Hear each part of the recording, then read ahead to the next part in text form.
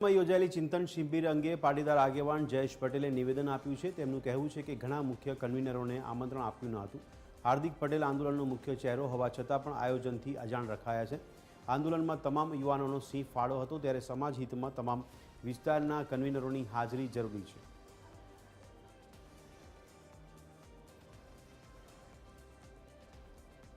અમદાવાદ ખાતે પાટીદાર અનામત આંદોલન સમિતિની જે મીટિંગનું આયોજન કરવામાં આવ્યું, એમાં ગુજરાતનો મુખ્ય ચહેરો એટલે કે હાર્દિક પટેલ સહિત ગુજરાતના મોટાભાગના કન્વીનરોને આમંત્રણથી વંચિત રાખવામાં આવ્યા છે। જો હું માનું છું કે સમાજ હિતની બાબતને લઈને કોઈ મીટિંગનું આયોજન કરવામાં આવતું હોય તો સમાજના દરેક કન્વીનરોને જો હાજર રાખવામાં આવે તો સાચી લડાઈ પરિણામ સુધી પહોંચી શકે એવું હું માનું છું। પરંતુ જ્યારે આજે ચોક્કસ એજન્ડા સાથે અમુક કન્વીનરોને આ મીટિંગથી અળગા રાખવાનો જે પ્રયત્ન કરવામાં આવ્યો છે, ત્યારે આ મીટિંગ સમાજલક્ષી સમાજના હિતમાં હોઈ શકે અથવા તો વ્યક્તિગત હિતમાં, એ હવે આવનારા દિવસોમાં સમાજે નક્કી કરવાનું રહેશે।